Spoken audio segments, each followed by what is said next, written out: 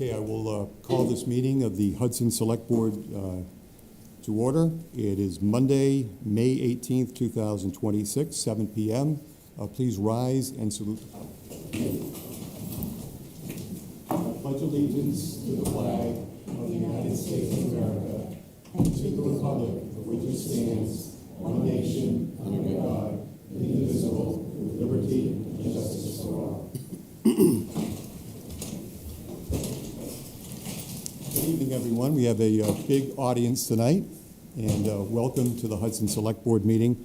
My name is Steve Sharrock. I normally serve as clerk. We don't have a chair at the current time, so that's why I'm kind of filling in. So our first order of business actually is to reorganize as a board. So, board members? I would like to start it off by making a motion to nominate you as the chair of the select board. Second that. Motion made and seconded. On the question? Yes. Okay, all in favor? All in favor? Yes. All opposed? So voted.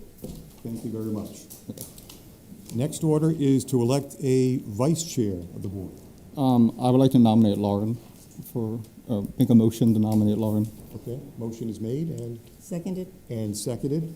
On the question, any discussion? Okay, all in favor? Raise your hand. All opposed? So voted, 4-0. And we next need a clerk. I am happy to offer up Patrick as a sacrificial lamb as the clerk, if he would take it. Welcome to your very first meeting. Yeah. So I would like to make a motion to elect Patrick as the clerk, if he okay. is willing. Do we have a second? Okay, on the question, all those in favor, please raise your hands. All opposed? So voted, 4-0. Thank you very much. And I would like to start off with some comments. So please bear with me, but I want to set the tone here for how our meetings move ahead. I've had discussions with all members of the board privately to talk about, what we hope to accomplish in the next few months, years perhaps. 3 overarching goals. Number 1 is to build trust in town government, or rebuild trust in town government. Second, stabilize town financial operations and establish a solid foundation for success. And finally, to focus like a laser on the big stuff. So let me talk about item number 1, which is specific steps to accomplish the goal of building trust in town government. First, we are going to establish a new policy on public comment, a policy that welcomes your input at our meetings. I have already asked Mrs. Lauren Dubriel to lead this initiative and to put together a draft for our earliest consideration. She has already done some of that work. When she has a chance to talk later on, she'll go into that in detail. I pledge to run these meetings efficiently, professionally, and with respect and civility. In running them, I will keep in mind the old saying, sunlight is the best disinfectant. The board will always speak the truth, the good, the bad, the ugly. In some cases, we may be restricted by law in what we can say, so you have to factor that in as well. We will establish select board meeting norms to provide guidance on how we'll run our meetings. We will hold ourselves to the highest standards. We will consider a code of conduct for select board members, and I've asked Mrs. Dubriel to start working on that. We will set annual goals for the town manager, and will continue to evaluate him annually. In turn, we'll expect him to evaluate all department heads annually and to hold them accountable as well. I'll be counting on Mrs. Diane Bemis to make sure that that gets done, and I'll be asking Mrs. Dubriel to help out on that too. We hope to improve communications between this board, town government, and townspeople. We'll establish a new system, not sure what that will be right now, to collect public input on major issues such as sewer and water rates, big building projects, debt exclusion votes, and the like. We want you to be aware of what's going on, what we're working on, and what's ahead. I've asked Dr. Thayer our new clerk, newly sacrificed, to take the lead on communications, and I'm sure you'll be hearing more from him in the weeks ahead. We will actively look for and ask for help. Hudson is loaded with talent, including a lot of the folks in this room right now. We need more good people to join our team, Team Hudson. We want and need your help. We need your support. Please volunteer. We will find a place for you. Second big goal is stabilizing financial operations and establishing a solid foundation for success. We will appoint a strong and independent audit committee. Thank you, Mr. Biss. We will review the organizational structure and make changes where necessary to improve our financial operations and increase efficiency. We will hire an outside firm to conduct a financial management review, identifying what hasn't been working and what we need to do to fix it. I'll be asking Sam Calandra and the members of the Finance Committee to weigh in on exactly what that review should encompass. We will communicate more regularly and closely with Representative Kate Hogan, Senator Jamie Eldridge, legislative leadership, and the state administration. We will advocate for the money we need to adequately run this town government. Finally, we're going to focus like a laser beam on the big stuff. We will, I hope, adjust our thinking a little bit and the select board agenda to focus more on the big issues. Town financial operations, insufficient state funding for local government, the transfer station, EMS ambulance service, 75 Reed Road and other big projects like data processing, downtown parking and promoting Hudson business, attracting and retaining town personnel. For board meetings, we will consider grouping together or creating a consent agenda for routine liquor license matters, routine personnel appointments, and routine event permits and the like. I hope to restart the select board meetings with the Finance Committee and School Committee to focus on long-term planning. But in addition to those two groups, I'd like to add several other departments into the mix: police, fire, public works, and planning among them.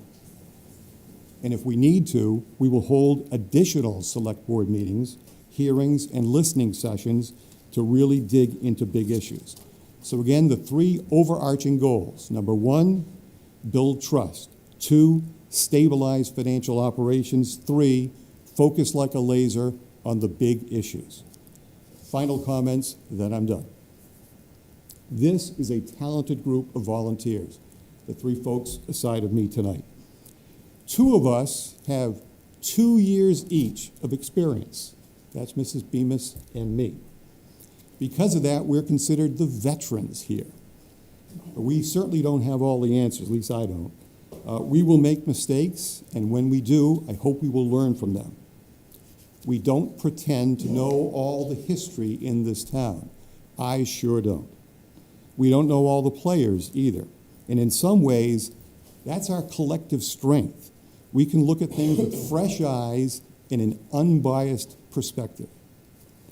But in some cases, it may also be our weakness. We're here to make the best decisions we can in your name to move the town of Hudson forward, to make it just a little bit better every day, every week, every month, every year. And each of us takes that responsibility very seriously. All four of us are looking forward to working for you and with you. We need your support. We need your help. Let's do this, and let's do it together. Thank you.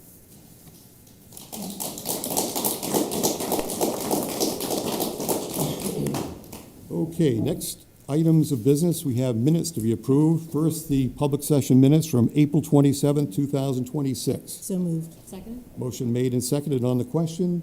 Raise your hands if you're in favor. All in favor, all opposed, so voted. Item 2, executive session minutes of April 27, 2026. So moved. Seconded?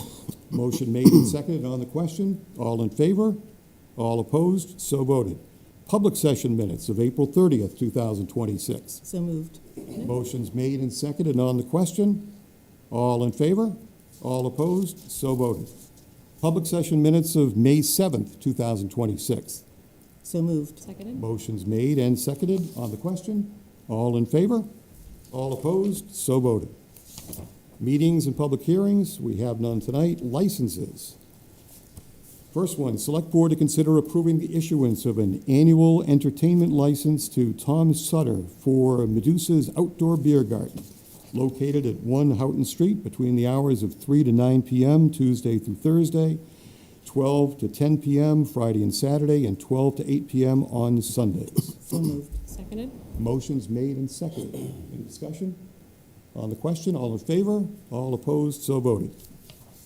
Next item, Select Board to consider approving the issuance of a single-event entertainment license to Stephen Santos for the Salucci Park Gazebo Gigs to be held on June 11th, June 25th, July 9th, July 23rd, and August 6th, and August 20th, 2026, between the hours of 10 a.m. and 11 a.m. at Salucci Park Gazebo, located at 23 Houghton Street. So moved. Seconded. And Motion made and seconded on the Mr. question. Santos is here. I didn't know if he wanted to say anything in regards. Did you want to say anything, Mr. Santos? Hope everybody can come join us. He hopes everybody can come join them. Thank you, Mr. Santos. Okay, so on the question, all in favor, please raise your hands. All opposed? So voted. Select Board to consider approving the issuance of a single-event entertainment license. We just did that. No. Entertainment license to Steve Santos for the Wood Park Concert Summer Series to be held on June 10th, June 24th, July 8th, July 22nd, and August 5th, 2026, between the hours of 5 p.m. and 9 p.m. at Wood Park, located at 65 Park Street. So moved. Seconded. Motion's made and seconded on the question. All in favor? All opposed? So voted. Whoa, slow down, sir. Okay. Take a breath. Select Board to consider issuing a special license per General Laws, Chapter 138, Section 15F, to Aranap Cellars, LLC, for the sale of wine in containers for off-premises consumption at the Hudson Farmers Market on Tuesdays, beginning on June 16th, 2026, and ending on September 22nd, 2026, from 3:30 p.m. to 6 p.m. So moved. Seconded. Motion's made and seconded. On the question, any discussion? No. All those in favor? All those opposed? So voted. Okay. Next item. For a Select Board to consider approving the issuance of a single-event entertainment license to Patricia McMunn for the Hudson Cultural Alliance Battle of the Bands to be held on June 5th, 2026, between the hours of 4 p.m. and 6:30 p.m., located at 35 Washington Street. So moved. Seconded. Motion's made and seconded. Discussion? All those in favor? All those opposed? So voted. Item 5, personnel. We're going to take items A, B, and C together. Let me read the names. No, we're going to take item A separately, excuse me. Select Board to consider confirming the appointment of Wendy LaFlamme to the position of Special Traffic Control Officer for the Town of Hudson Police Department, effective May 22nd, 2026. So moved. Seconded. Question. Motion made and seconded. Question. Chief, please identify yourself for those folks at home. We know who you are, they may not. Rick DePercio, Police Chief of the Hudson Police Department. So this appointment for Wendy LaFlemme is anytime we have a retired officer, retires after 20 years of service in good standing, can become a traffic officer for us, and their role is essentially just to do traffic details. She'll be one of, I believe there's 3 others that are appointed currently, and she'll be added to that roster. She couldn't stay away. Couldn't stay away. Anything else? On the question, all those in favor, please raise your hands. All opposed? So voted.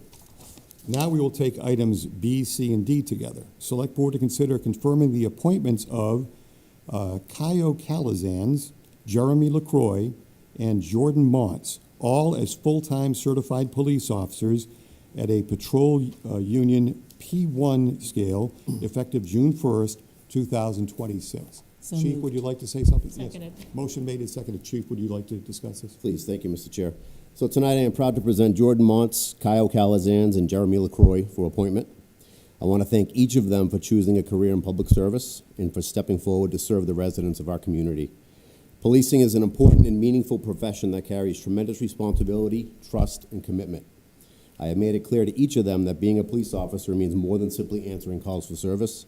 We expect our officers to be active members of the community, to engage with our residents, businesses, schools, and the youth, and to help strengthen the relationships that are so important to effective policing. These candidates have demonstrated the character, professionalism, and potential that we look for in this department, and I look forward to watching each of them grow, succeed, and build rewarding careers serving the town of Hudson. Thank you. Thank you, Chief. Okay, any discussion? It's moved and seconded. Okay, moved and seconded. On the question, all in favor? Raise your hands. All opposed? So voted. Gentlemen, please stand. And Thank you very much. excellent.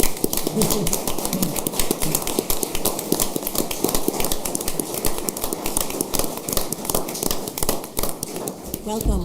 Best wishes to you. Welcome to the town of Hudson. Thank you very much. Yeah. Thank you, Chief. Next up is item 5E, Select Board to consider confirming the appointment of Odalis Torres as Treasurer-Collector at a non-union M10, Step 2, effective May 19th, 2026. So moved. Seconded. Motion made and seconded. Good evening. Go for it. Neil Vadia, the Finance Director for the Town of Hudson. Before you tonight is the appointment of Ms. Odalis Torres. She's going to be the new Treasurer Collector, and it's for a term of 3 years. Where is Odalis? She's right by. Okay. Oh, there she is. There she is. Okay. Anything further on that? No, I think I've mentioned to the board, and we talked, so she comes from the town of Belmont. She has about 3.5 years of experience there, various roles, working her way up the ladder. She's going to provide stabilization to the office that needs it, and more importantly, bring new ideas. She's worked from a much bigger town herself, as is Hudson, so I think what she's going to bring will be invaluable to the town. Question. Thank you. Yes. Do you feel confident in her skills? I do. Okay. I do. All right. Thank you. Yes, Mrs. Graham. So, based on what I read, her experience sounds absolutely wonderful. Would you mind just speaking to the plans for the certifications? Yeah. So she's currently taking some classes. So I believe we have worked into her contract that she has a certain amount of time to achieve those goals. I think the current one that she'll be getting is certified The collector. Collector, December Yeah. of 27? December of 27, and then obviously, and we've talked about this before, some of the classes you can't take till you're in the role that you're serving, so now that will start accumulating, so she'll be able to start taking some of the treasurer classes that apply to her. And through you, Mr. Chair. What is the DOR's stance on this, just so we stay on their good side? Are they aware this is a normal practice? Yes. You mean hiring a treasurer? Or? That's not. Yeah, does no, not this have is the- normal practice. This is non-common. There's plenty of towns that hire people that are maybe have 5, 6, 7 years but have not gotten a certification. Sometimes it's because they don't have the ability to do it, because you have to be in a position that's relative to what you're doing. So if you've been an assistant for many years, you can only get to the level up to that point, and then obviously once you get elected as a treasurer collector, you can obviously grab the rest of the certification. Thank you very much. Further questions? No, Lauren covered my questions. Okay. All right, ready to vote? All in favor? All opposed? So voted. Congratulations to you. Welcome. Best of Can you luck. make her okay? stand so we can clap her a bit?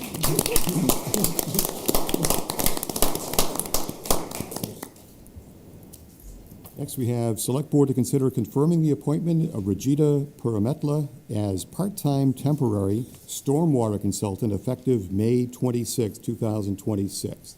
So moved. Seconded. Motion made and seconded. Mr. Gregory? Sure, thank you, Mr. Chair. So I'm pleased to present this appointment before the board this evening. As you know, Regita has been a linchpin for the town during this immediate period of transition between directors. She's a consummate professional. She brings a wealth of education experience to the town, as she has when she had served previously as Assistant Public Works Director. and previously as the stormwater management consultant.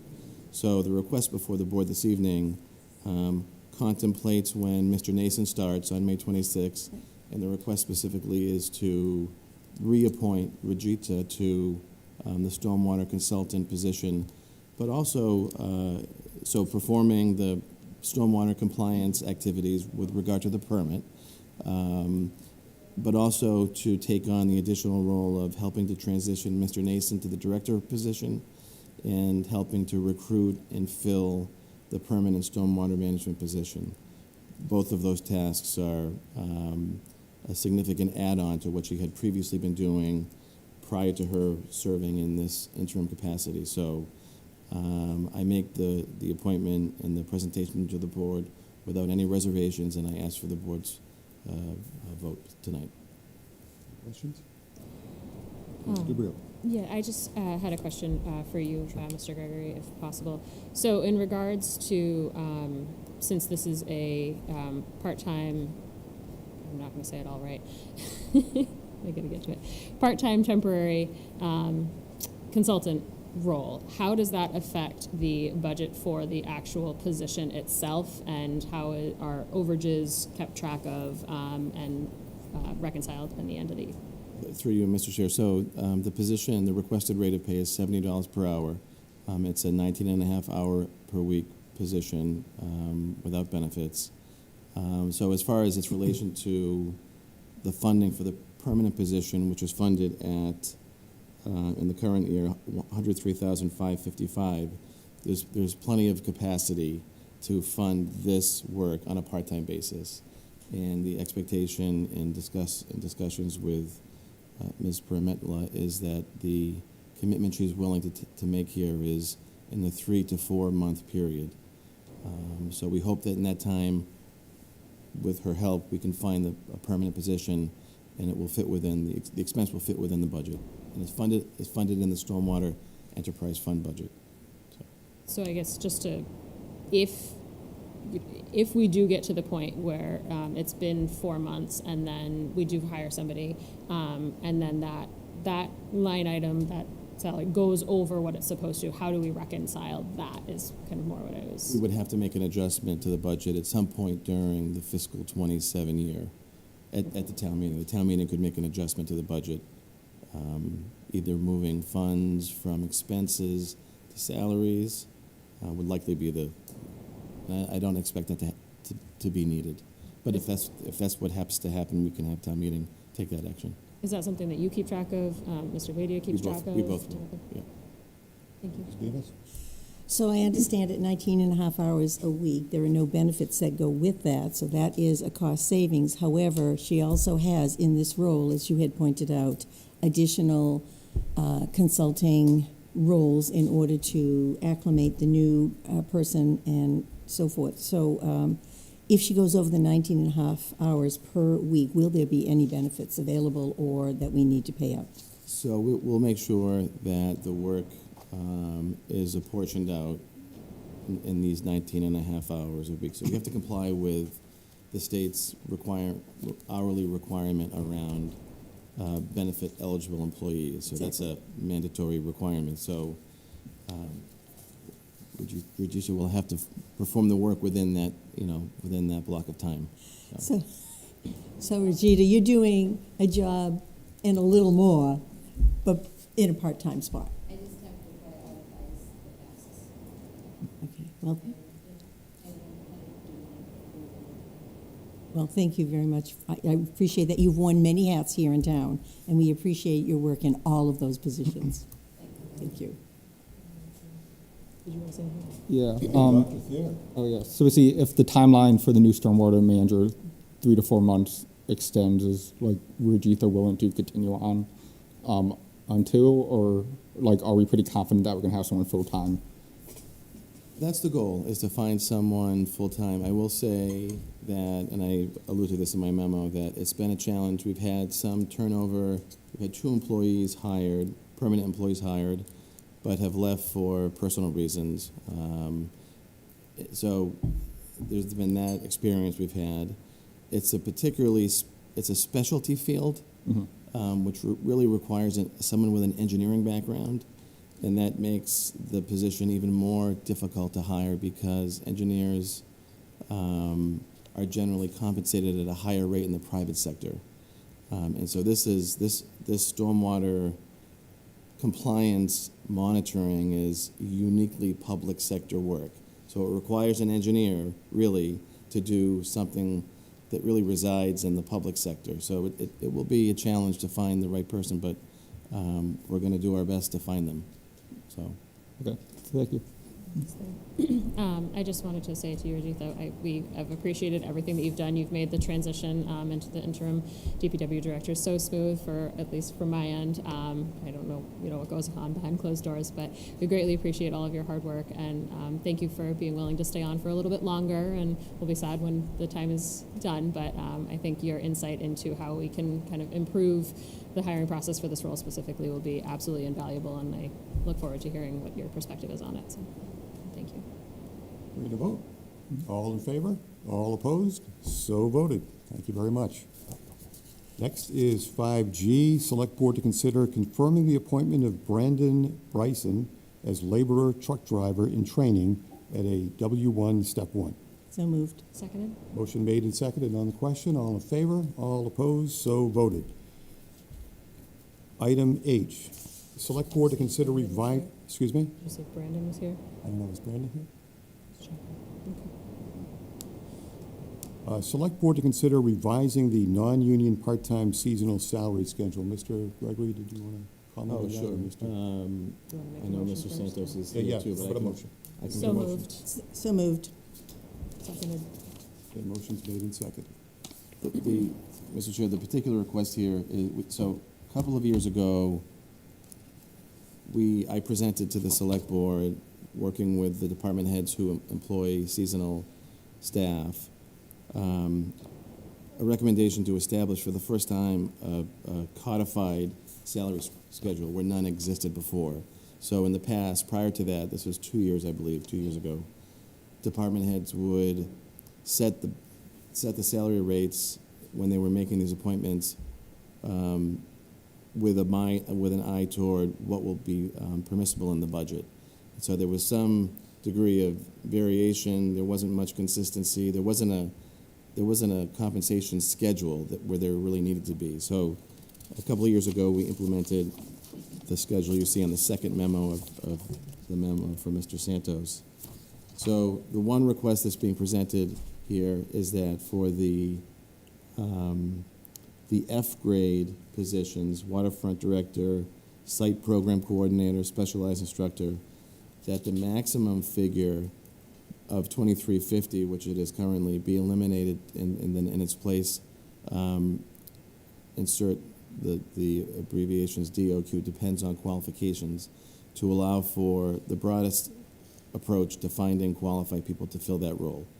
So that's the particular request before the board. There are a couple of examples given in the memo of positions in other towns and what those positions command for salaries as a basis for making this request. Unless Stephen has additional comments, that's the particular request this evening. You know I'm going to have questions for you. Does anybody else want to Good go evening, first? everybody. And please identify yourself for those folks Stephen at home Santos, watching. Recreation Director. As Mr. Gregory said, yes, just looking to make a slight modification to give us more flexibility when we hire staff. The F grade are our positions that require more experience, certainly carry more responsibility. And as an example, currently this year I do have a staff member, if approved tonight, they will be approved at a pay rate of $23.50 an hour. And we've been able to, typically we give our staff increases from 30 to 50 cents a year. It's not a lot of money. But this is, in this particular case, a full-time teacher, works during the school year, comes to us, and I want to, in the future, be able to offer a slight increase if that individual in that particular situation were to come back. The current framework doesn't allow me to do that. So I'm open to any other suggestions, but I had reached out to Mr. Gregory. I do appreciate having the seasonal salary scale because it does provide the framework that makes my life easier, but looking to just make an adjustment there on the high end. Yeah, she can- Go ahead, Mr. Davis. Through you, Mr. Chair. I'm just wondering if the aquatic director is also an instructor. So the waterfront director Yeah. does not have to be an instructor. Oh, I understand they don't have to be, but in this position, in recent years, has a waterfront director also been an instructor? No. Okay. So if there is a need for that person, whoever fills the role, to also take on instructing, lessons and whatever, I'm assuming they would have their WSI and they have all of the other certifications that are required? Right. If we're just through you, Mr. Chair, for teaching swimming lessons. Yes. That actually comes in. I don't have the. Actually, I do have the pay grade scale in front of me. That's classified elsewhere. Right, So it's I actually understand that. a lower rate. They wouldn't get a bump in pay unless they had specialized training. Like if someone was a lifeguard instructor, Exactly. then So what I'm saying is supervising is one thing. I was a waterfront director and I was also an instructor, and it enabled me to watch and also be involved in how they were instructing, using their techniques and their methodology. And so, sometimes when you're far away from the actual job you're asking other people to do, it's more difficult to supervise them and to understand that their methodology could be improved. And so that's why I ask if the director has the WSI and has all of the other certifications and on occasion instructs classes. And whether it be, junior lifeguard, or, whatever. That's all. And if you're short, if there's an instructor that calls in sick, those kids are still going to show up for their lessons. And so does the director sometimes fill in? they could, and they have in the past. Okay. We haven't classified anybody as a waterfront director. Still, even to this day, Yeah. the staff that will be reviewed this evening we have a head guard who is the point person at the facility. Okay. And that's because indirectly we're still very involved heavily in the scheduling and taking on some of the responsibilities that we believe a waterfront director would Take on. take on. Yep, I get it. All right, thank you. So all set. Mrs. DeBrio. Through you, Mr. Chair. So, can you just kind of explain to me how you?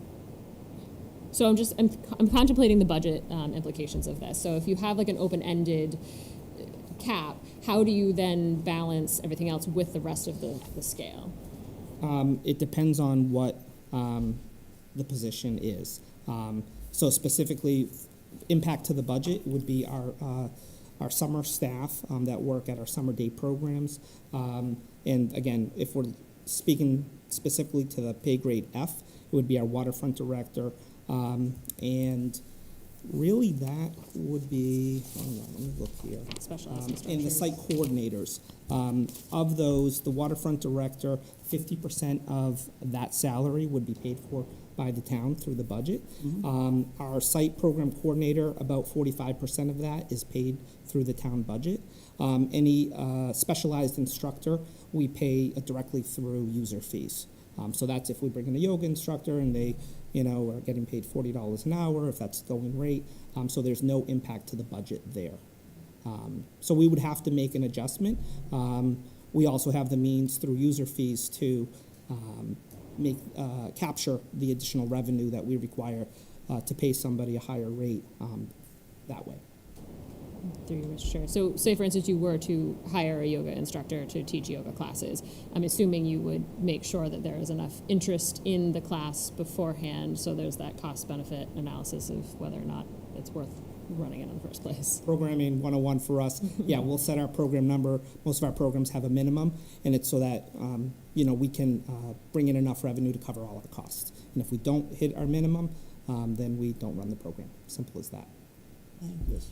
So are you recommending that you would establish a range, a salary range? I understand the top right now is $23.50, but some of the documents that you submitted, Littleton, for example, has a range of 23 to 25 or whatever, would you establish a range, or would you just leave it completely open, no cap, dependent upon their experience or qualifications? The recommendation that I have presented tonight is to leave it open-ended as dependent on qualifications.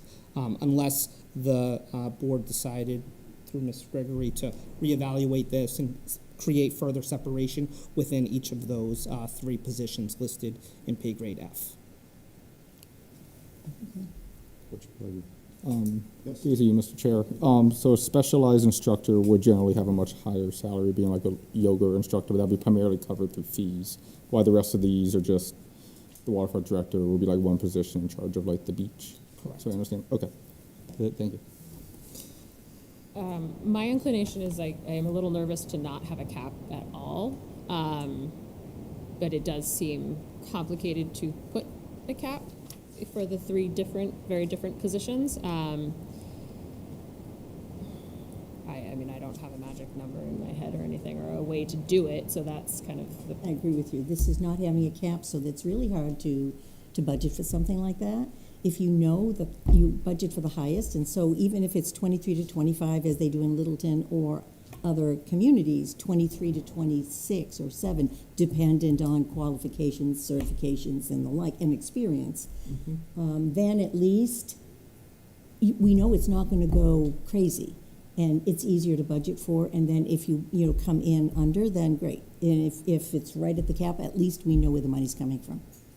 I think it's a better financial decision. Could we pull the specialized instructor out and have that one be dependent on qualifications, and then put a cap for the waterfront director and the site program coordinator at maybe like $29 an hour or something like that? I was thinking along the same lines around, like, if we need to be flexible, Yep. I mean, this isn't etched in stone, right? So we could we could pull positions out and create a grade G that's at a higher grade that has a, defined Range. range. So that's certainly something that we can do. Would that work for you? Yeah, I'm open Okay. to that, again, for the recommendations that I have before the board tonight, and I'll be back again probably at the next meeting with further recommendations. This does not, these changes doesn't impact what I have before you tonight or this summer. It just, I wanted to have the conversation started Okay. now so that we're better prepared moving forward. So you wouldn't have a problem if we just deferred this. action, table this for now? That is perfectly fine by me. Chair would accept the motion to table. Yes.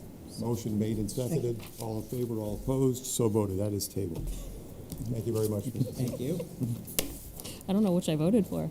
You voted to table. Safer. Seasonal. Select Board to consider confirming the appointment of seasonal employees for the Recreation Department for summer 2026. Mr. Gregory. So moved. We can do a motion. Motion's Seconded. made and seconded by the usual suspects. Yes. Mr. Chair, so this item appears, this is a recurring item every spring, late spring, as the Recreation Department gears up for the busy summer season. So you see the list of, the board can see the list of appointees that Stephen has made, asking for them to be ratified by the board. I'll let Mr. Santos answer a question specifically about the positions and the tasks and so forth, but I just will point out that Mr. Santos has filed a disclosure with me to comply with the state ethics law. This is General Laws, Chapters 268A, Section 19, which prohibits a municipal employee from acting in a manner which involves the financial interest of an immediate family member. So the disclosure was submitted to me. I signed the disclosure. It was filed in the town clerk's office, and the disclosure allows Mr. Santos the ability to make the appointment. Because and I've shared the disclosures with the board, I would just draw your attention to the second page. It's taken right out of the statute. The termination by me as the appointing authority to Mr. Santos. I've determined that the financial interest is not so substantial as to be deemed likely to affect the integrity of the services which the municipality may expect from the employee. So by filing this disclosure with me, having it recorded in the town clerk's office, Mr. Santos is able to make the appointment this evening, subject to the select board's ratification. Any questions or comments? Mrs. DeBrio? One-ish. Just One-ish? One-ish. Maybe 1.5, we'll see. Just for everybody's knowledge, if you have it, if you don't, I don't blame you because I didn't ask you ahead of time. What is the overall budget for the seasonal recreation salaries? Ish. Ish. So I want to say it's about, so give me a moment here. About, oh gosh, $200,000? $200,000. And how many does this represent? About half of it? Two-thirds of it? Probably a little more than 2/3 of it. Yep.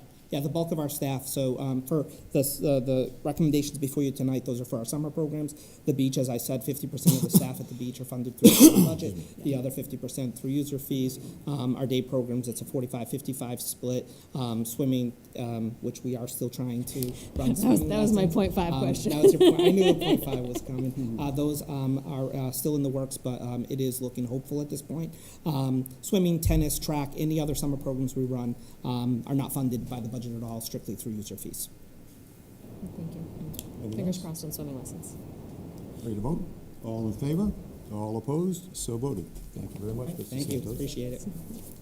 Next up, we have Select Board to consider confirming the appointment of the part-time seasonal community service officer employees for the police department for summer 2026. So moved. Motion's made and seconded on the question. Let's hear from the chief, because this is a brand-new program. It is. Do you want me to talk about the program? Yes, the program first. Yeah. Okay. Yep. So this is a pilot program for the summer of 2026, utilizing non-sworn, unarmed community service officers, similar to what you might see down on Cape Cod, which is where some of our veteran officers started their career. The purpose of the program is to enhance community engagement, improve visibility in high-traffic areas such as the rail trail, downtown, and the Centennial Beach area, and support overall service delivery during the busy summer months, June through Labor Day. So our sworn officers must remain available for emergency calls, investigations, and other police responsibilities throughout town. This program helps us maintain a constant visible presence in these areas without impacting core police operations. The CSOs will conduct foot and bicycle patrols and serve as the department's eyes and ears in the field, engage with the public, observe activity, and communicate information back to sworn officers when needed. CSOs are not police officers. They will not carry firearms and will not perform enforcement functions. They will receive quite a bit of training in first aid, CPR, Narcan administration, departmental policies, de-escalation techniques, police tactics, so they can safely and appropriately assist the public when necessary. This program is also intended to create an opportunity for individuals interested in careers in law enforcement and public service, particularly graduating high school seniors, college students, and others seeking meaningful community experience. Thank you, Chief. Mr. Gregory, did you? Sure. In a similar manner, Chief DePercio has filed the same disclosure with me as his appointing authority. He intends to have appointed his son to serve in this position during the summer. And again, the filing of the disclosure with me, it's recording in the town clerk's office, allows the appointment to take place. Any further comments or questions? Those two. All those in So, favor? oh, no, I have you lots a of them. question? Oh, Okay, I've got go right several. ahead. So, my understanding was that you were not in charge of interviewing and selecting Correct. everybody as well? I recuse myself from that.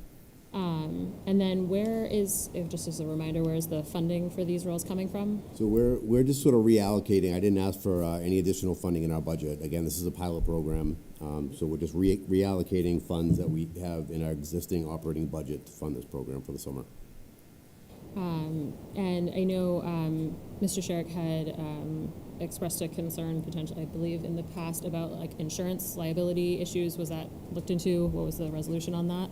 We did. So I recall that question, and we had a dialogue with our insurance company, Maya, and there's no issue that they're aware of. So, as an employee of the town, even though they're temporary, part-time, they're still covered under the town's insurance umbrella.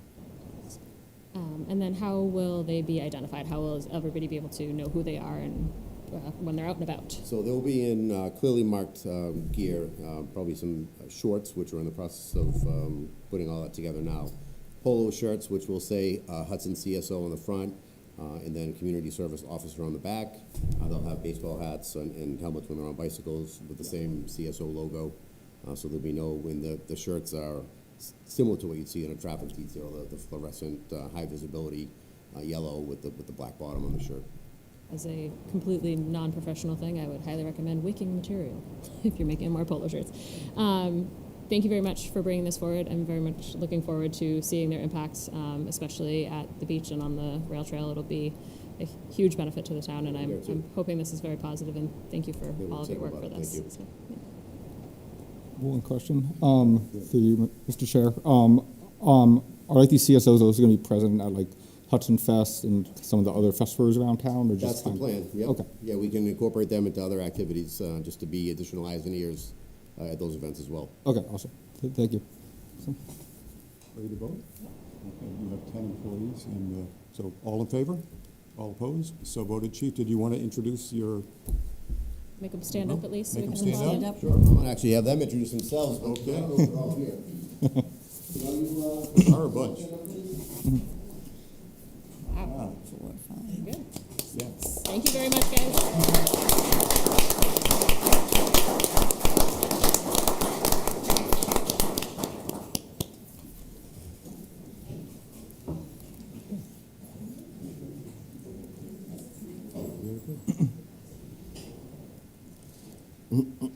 Item 5K, Select Board to consider confirming the appointment of seasonal employees for the Department of Public Works for summer of 2026. So moved. Seconded. Motion's made and seconded on the question. Ready to vote? No. No, Okay, never. all right. Go right ahead, Mrs. Debris. I was just, if you don't mind. Yeah.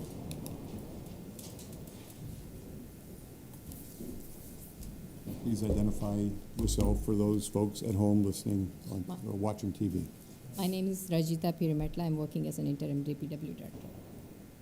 And through you, Mr. Chair, just could you provide just a tiny bit of context as to the need and what kind of work these seasonal employees do? Seasonal employees, every year we hire them for various tasks, everything including like mowing of fields. Sometimes we have paving projects, peak jobs at in summer. So we have them working for supervision and monitoring. We also have, in this case, we are having Emma. She's one of the candidates, someone here, and she's going to be helping with the water department for lab testing and water sampling and things of that nature. If there is more interest, is there more of a budget for more people, or is 3 normally your? We usually have about 6 to 7 employees. Currently, we were able to interview and hire 3 of them. And if they get appointed today, they'll start working soon. Thank you very much. Let me ask you a question. Are you interested in hiring more people and you just don't have applicants? We have it. We have the position open. We do have 3 or 4 more positions available. Yeah. Okay, thank you. Ready to vote? All in favor? All opposed? So voted. Thank you very much. Select Board to consider confirming the promotion of Paul Kerrigan from a laborer to a W6 Step 1 crew leader for the Streets Division, effective May 19th, 2026. So moved. Seconded. Okay, on the question? All in favor? All opposed? So voted. Select Board to consider confirming the promotion of Alden Arujo from a laborer driver to a W6 Step 1 crew leader for the Streets Division, effective May 19th, 2026. So moved. Seconded. Motion's made and seconded on the question. All in favor? All opposed? So voted.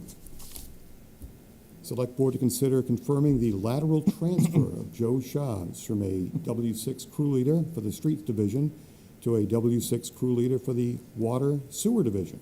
So moved. Seconded. Motion made and seconded on the question. All in favor? All opposed? So voted. Thank you. Just say thank you to Rajitha for all of the shuffling, and I hope everybody enjoys their new positions.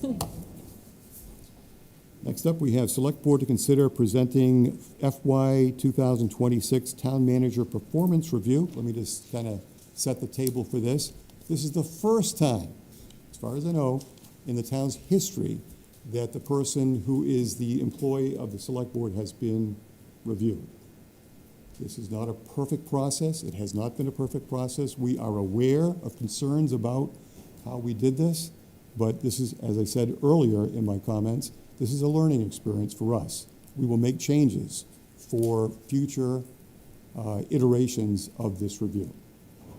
The person who is in charge of compiling the data for the Select Board was Mrs. Bemis, and she has done that and presented, as you've seen in the public documents, and she's going to give us a report on her Just to review it. report. So as those of you that have taken the time to review the public document, there are 8 categories that were determined to be important to review, Tom, and there are 5 rating levels. So 1 is unsatisfactory, 2 is needs improvement, 3 is meets expectations, 4 is exceeds expectations, and 5 is excellent, highly commendable. And so what I did is I took the numbers that were submitted by the 4 sitting Select Board members and just simply compiled them. And so for the first category, professionalism and individual characteristics, the compiled average of all of the numbers for the following characteristics were compiled. So exhibits honest and ethical behavior, acts in a fair and equitable manner, effectively deals with unforeseen issues and problems, demonstrates engagement by maintaining energy and motivation despite constant demands, responds well to stressful situations, displays creativity, innovation, flexibility, and appropriate risk-taking, demonstrates sensitivity to opinions and concerns of others. And the rating overall by the board for this was 3.1, which is meets expectations. The next category was knowledge and training. And what was rated is fully knowledgeable and committed to the field of local government, seeks to enhance skills and abilities, actively participates in professional municipal management organizations, promotes training and development opportunities for all town employees. The overall rating was 3.3, which is meets expectations. On the third, public relations communication.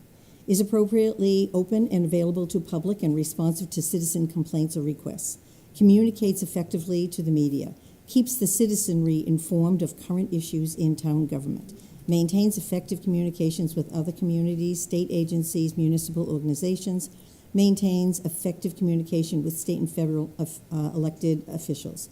The overall rating was 2.8, which is below expectations or needs improvement. Board support relations. Offers professional advice to the board, including appropriate alternatives and recommendations. Implements policy matters and other directives adopted by the Select Board. Keeps the board members informed of issues and activities in town government and in the community. Listens and understands board members' concerns. Maintains a professional working relationship with the board, promoting a climate of mutual respect and trust. The overall rating was 3.5, meets expectations. The fifth category is community leadership. Projects a positive image in the community. Provides leadership within the community by being visible and approachable. Supports and recognizes the efforts of volunteer citizens and groups. The overall rating is 2.4, so that is below expectations and needs improvement. Number 6, organizational leadership, personnel management, labor relations.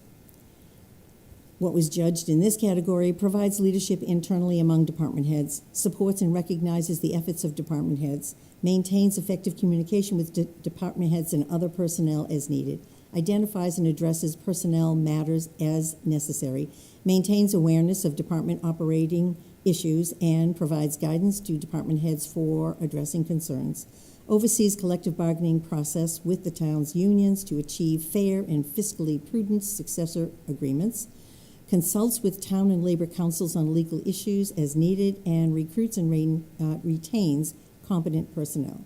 The overall rating was 3.1, meets expectations. Financial management. prepares a timely and realistic annual budget proposal in a manner that promotes full understanding of issues and addresses town needs, employs sound fiscal management practices for the development of the operating and capital budget recommendations, effectively monitors and controls budget expenditures, provides complete and accurate financial information to facilitate budget deliberations, creatively manages available resources to increase productivity and efficiency, and develops and maintains a long-term financial plan for the town. The overall rating was 3.3, meets expectations. The final category was town planning and organization. Creates and facilitates an environment for long-range and strategic planning, adequately prepares the board for town meeting, and establishes appropriate goals and objectives for performance. The overall rating was 3.3, meets expectations. And so the overall aggregate score was 3.1.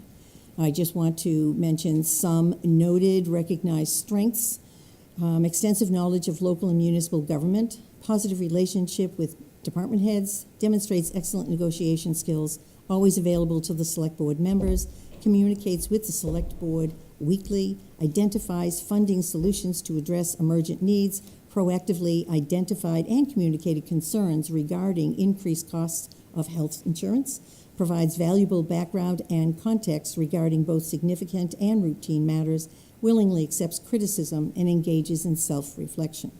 Some of the noted areas for improvement, in addition to the ratings in other categories: to strengthen transparency and proactive communication when addressing difficult issues, improve personnel management and evaluation practices, improve responsiveness to citizens' concerns, improve visibility within the community, improve the recognition of and the communication with volunteer citizens and citizen groups.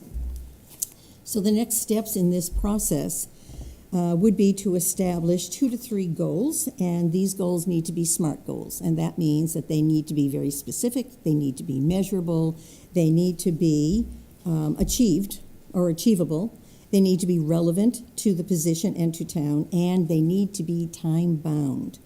And so we will be working on goal setting in the very near future. And it is my recommendation that we have quarterly progress reports with all of these goals so that we can keep on top of what's going on and understand progress towards all of these SMART goals. Thank you, Mrs. Bemis. And let me just state the obvious. This is an average. Add them up, divide them by the number that did the rating, which was 4 people. If you had a rating of 1, somebody had a rating of 1, someone else had a rating of 5, averaged together, that's a 3. Mm-hmm. Does the person who rated a 1, are they happy with that 3? No. Is the person who rated a 5 happy with that 3? No. It's an average. This is our first shot at ever evaluating the town manager. Thank you very much, Mrs. Bemis, and I want to turn it over to Mr. Gregory for any comments he may have. Thank you, Mr. Chair and members of the board. I appreciate the effort, the thorough effort at doing this evaluation for me. I appreciate the feedback that was provided to me this evening regarding my performance. It's been a challenging year, and I want the board to know that I will continue to work on those areas needing improvement. I'd like to take a moment to recognize our department heads of staff, some of whom are in attendance this evening. Our success as a community very much depends on the commitment of these employees and what that they make every day. Local government is a service industry, and I'm proud to work alongside such a dedicated group of employees in service to this community. In closing, for the year that remains on my current contract, I want to assure the board that I remain 100% committed to this job and to this town. However, I will not be requesting a renewal of my contract. I thank the board for its support, and I appreciate the opportunity to respond.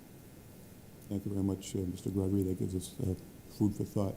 Members of the board, would you like to have comments or questions? I'm happy to start. Mrs. Gabriel. First, thank you, Diane, for tackling this. I know it's a lot, so I do appreciate it, and it was a very short time frame when we were hoping to get this moving sooner in the year, and thank you for pulling something together that's actually, structured and well thought out, so I do appreciate that. And I echo Mr. Sherrick's remarks that, yes, this is a first attempt, and this is a work in progress. I do like this, this numeric evaluation system, which did kind of help zero in on things, able to focus a little bit more. I do think, moving forward, we could tweak it a little bit to make it more specific for Hudson. But I do think overall that was well done. I look forward to the establishment of SMART goals as well, and the quarterly progress reports sound very beneficial overall for everybody involved. Some things I would consider to like to see moving forward in the future for this role is department head input. I do think that it would be valuable for those that would be directly underneath the town manager to be able to actually, put their input in instead of getting things. Unfortunately, we got some information after the fact, but it would be beneficial to see the whole picture. I do know that there is in Hudson a very large desire for public participation in things like this. I'm not confident in how that could be done properly. It's something that I think we could explore. It would have to be done well and be very mindful, so that would be a very careful thing to think about.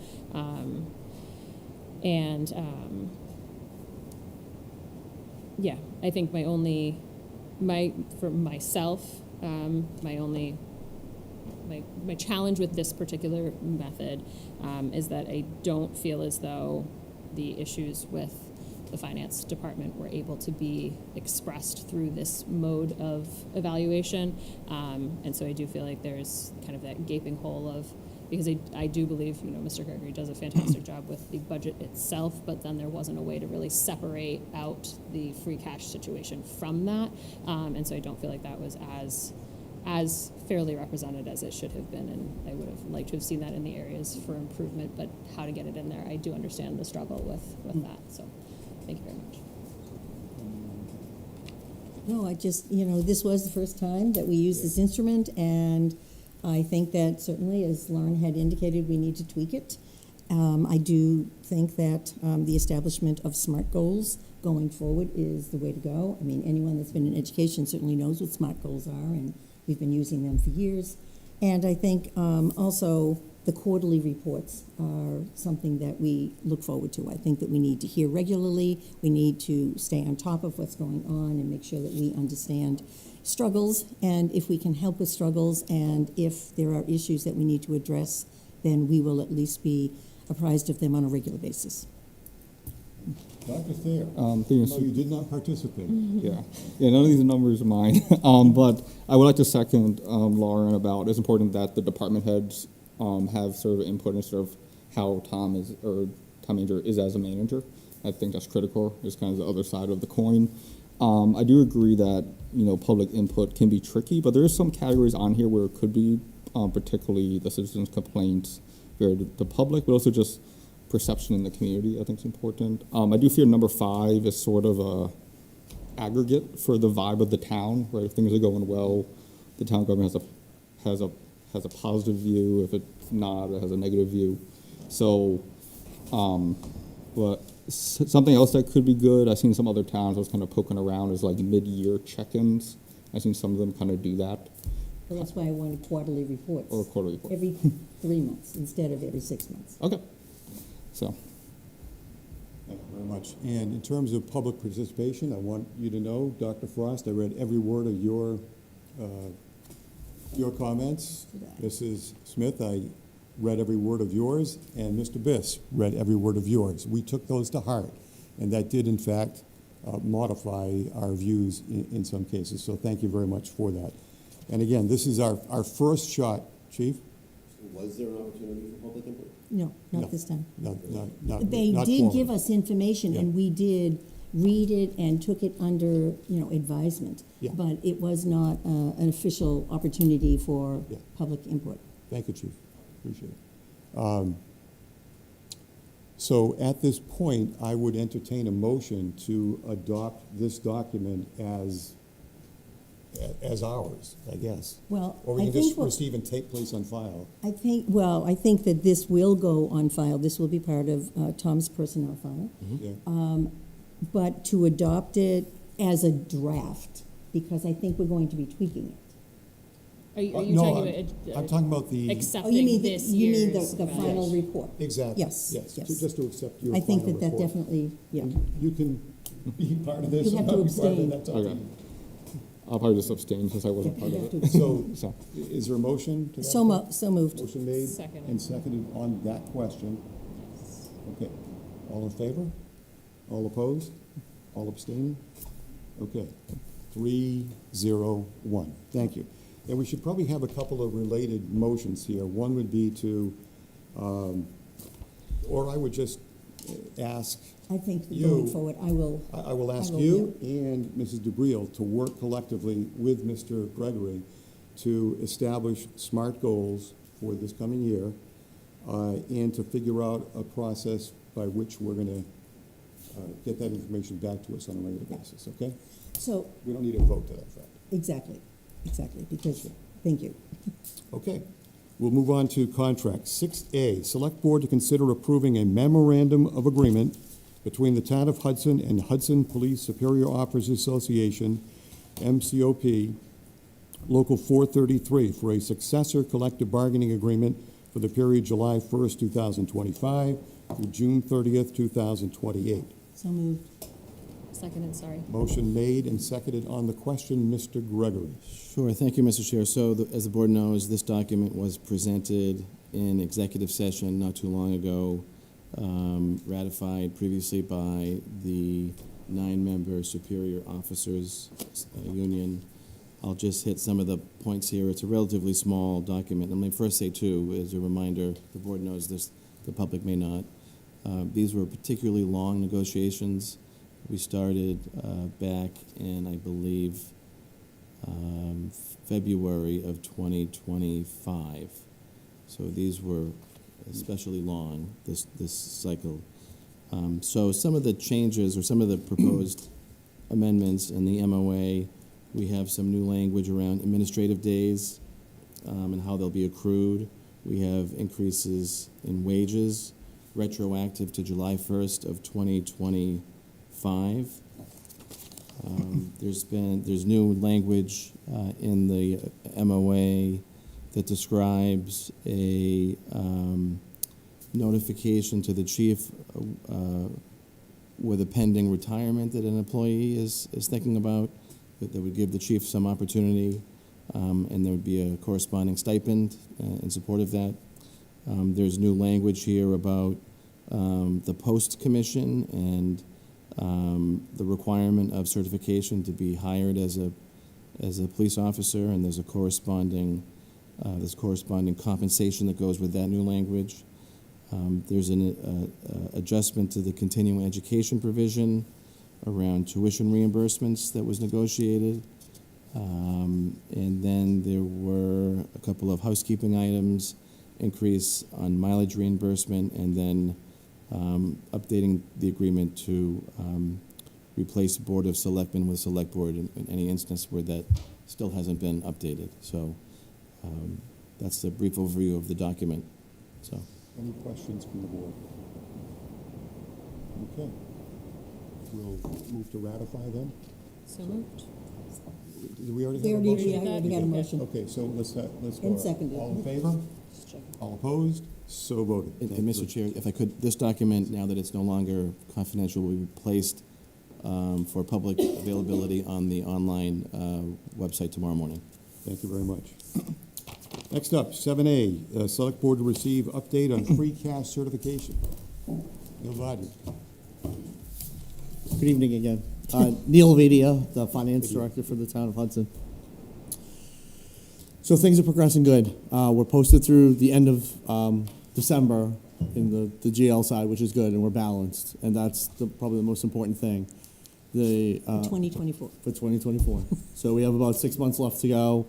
We're pretty much far in front of it. The fiscal 25. Yeah, I'm sorry. Yes, Yeah. fiscal 25, but the first 6 months. We have 6 months to go.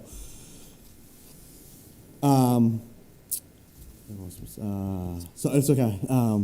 Sorry. No, it's okay. We're just about reconciled through June from the bank statements to the cash book for June of 2025. So there's only a little bit left to do there. We're all out in front of it now in terms of the other 5 months. So there's only a little bit of cleanup work that we have left to do, and then we got to book it, and then obviously make sure everything balances. So the work we have left is small. For that piece of it, and then obviously we still have the balance sheet. So we're kind of where we're kind of where we need to be. I was kind of hoping to be a little further ahead at this point, but we're still okay, which gives us enough time to get everything balanced and set and off to DOR. Still in plenty of time. Mrs. Bemis. So are we still shooting for May 22nd? You wanted to have it done by June 22nd? Sorry, yeah, yes. May Well, no, May it would be 22nd for submission. The Is last, that the date? last meeting you had said May 22nd. Yes, you did. Okay. I said early June submission. Okay, all right, well, I so- knew it wouldn't be May 22nd, but Right, so if where are it we? was a mistake. And Early June. Early June? Yep, sometime in there. And how, but the Their timeline deadline, that the DOR deadline, needs yes, is the 15th, of June. June, correct. In order To to have have it in it time. certified. Correct. So that come our town meeting, Yes. June 29th, Correct. it will be. It will be done. Correct. Yes, the 15th is the deadline for DOR. I want it in before that. If I said the 22nd, Yeah. I recall early June because we've been talking Okay. about getting it in early June. right, early June, yeah. I think maybe the 22nd was getting all the cash posted. Okay, That's what I had said, that by the 22nd, I want all the cash balanced and posted. Okay. That would give us the time we need to balance out the rest of the items, which would still give us time to get it in early to DOR prior to the 15th. Mrs. DeGreel, Dr. Thayer. I do. So I also had May 22nd Yeah. start in my notes. So obviously that is not. Has FY24 been accepted? They haven't, but they sent last week just some items we got to clean up, mostly just some numbers that we got to add to a few of the schedules, so. But it's adding up and it's, I mean. Yeah, no, they haven't, Cleanup yeah, is- nothing's changed. That number for free cash hasn't changed. It's just the supplementary schedules that we submit to them that they want kind of updated. There were a few items that they had pointed out to me that I just have to fix. Because 25 is dependent on 24. Correct. And Correct. 24 was a less strenuous ask from DOR in the sense that they didn't need the whole thing.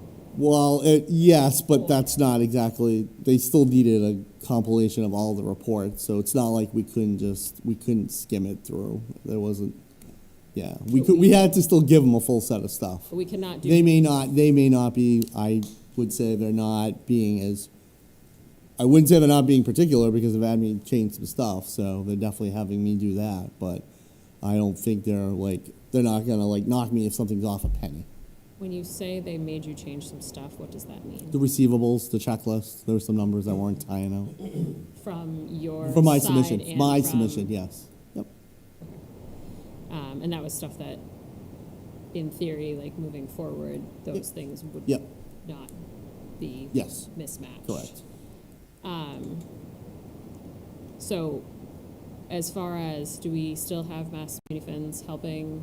Yes. And so they are, because last time they were also in June, so 2 weeks ago, or 3 weeks ago, they were in June. Yep.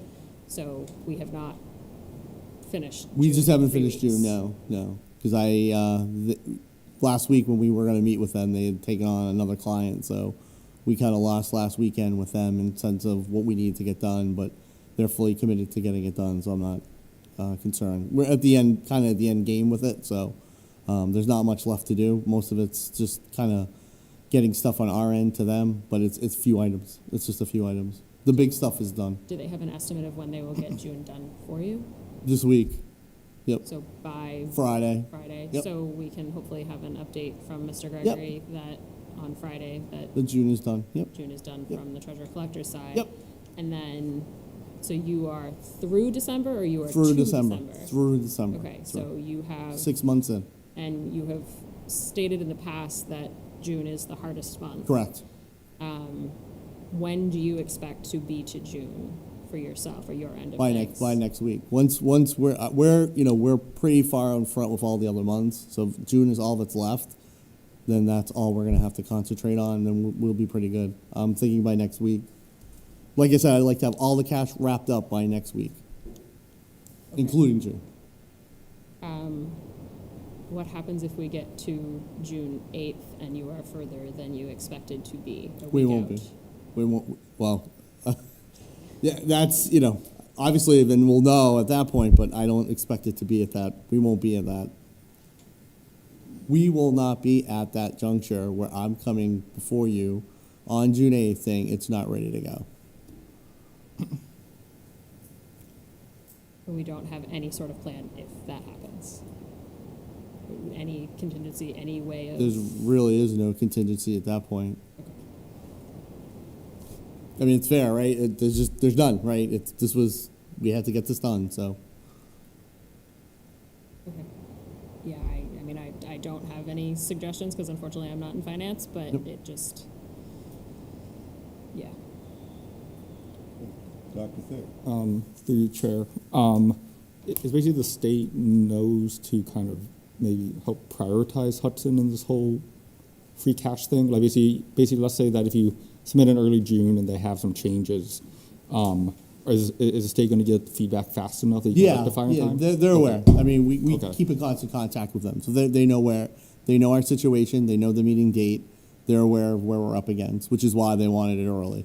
Okay. I think at that point it'll be more than enough time for them to kind of get the stuff that we need, and the more perfect it is, the easier it'll be for them. Okay. And how many rounds of buffer have you worked in? Right. Basically, if you go to the state, they come back and go back. So usually it's like 3, but usually it's daily. So if they started on, I don't know what the 15th is. I don't know what day the 15th is, but to say that's a Friday. Monday? June 15th Yeah. is a Monday. Monday.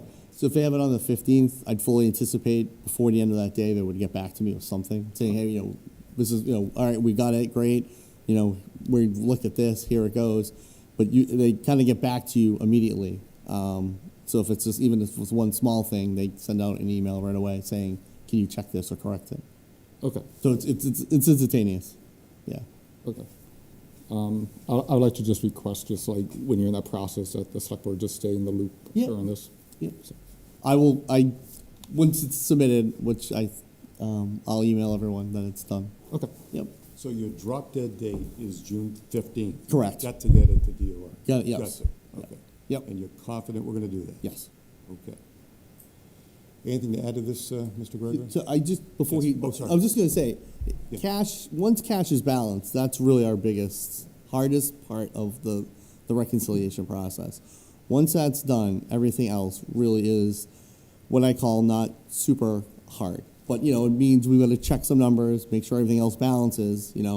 Obviously, numbers all have, balance sheet, trial balance, all that has to work.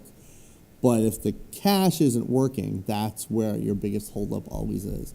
So if that pitfall is squared away, then everything else really comes into line. Because there is, the other things we can get and we can obviously fix, and it's much quicker. It's very hard to fix the cash if it's not posted correctly. And the one thing I'll say to add to that, Mr. Chair, is that, and I know this point was made at some point in the past, is that 24 was, there were errors with the postings. So there was lots of errors that had to be corrected. 25, the postings were made for the first time. So that the hurdle of having to go back and sort through errors and find out where the issues were didn't occur in 25 because it's posting those entries for the first time. I know that was a comment that Mr. Vadia had made at some point in the past, but that's what's helping them move along more quickly for 25 than it was for 24. The numbers we're looking like when we balance or we want to balance two are much smaller. It's so much, it's a lot easier. So how is 2026 going? Are we keeping up? Yeah, we are. We are keeping up. Yep. And so your new staff is trained in the new protocols and the procedures, and they're keeping up with it month to month? Yep. And we're coming up on June of 2026, Right. which is notoriously the most difficult month. Correct. We have a cash book through March. Obviously, once the 25 cash book is done, we'll plug those numbers in. There'll be a little bit of work to do on the end, obviously, once it's done. But we're, pretty good that we're up to that point. So now it's just, obviously training with Dallas on how it gets done. Because, I'm sure everyone does it a little bit differently, but I don't think it's going to be super complex. It's Excel. As long as you keep up with it all the time, and we are going to keep up with it all the time, it shouldn't be a heavy lift. So this way we can, once we get 25 done, we'll be really hammering 26 right from the get-go. Yeah. But we're 9 steps ahead of where we were a year ago. So now that that piece is done, we can obviously balance to what we've got and move forward. Thank you. Yep. Any questions, board? Okay, the recurring question, Yeah. is there anything we can do from this point to assist you in any way? No. No? No. Okay. We've got the staff that we need, help on both sides. Stephen Barrett has been very helpful. Yep, Stephen Barrett's been very helpful. Obviously we have one position to fill in the treasurer's office, so obviously one of the things that we'll have to kind of make the recommendation for is for the new treasurer collector to kind of weigh in on that after a couple weeks to see what she wants to kind of do for that. So that's our biggest part, yeah. And then obviously just, Okay, thank you very much. You're welcome. And best wishes. Thank you. Keep us in the loop. I will keep you in the loop. Okay. All right, next up we have Select Board to consider authorizing the town manager to convey the board's concerns regarding local aid projections for FY '27 to Representative Hogan and Senator Eldridge. So moved. Motion's made and seconded. I think this initially was brought up by Mrs. Dubril and Mr. Gregory. Sure. So briefly, so when we talk about state aid, there's the revenue side of what's called the cherry sheet. It's called that, by the way, because in the 1970s and 80s, the document that was printed and distributed to the cities and towns was actually cherry colored.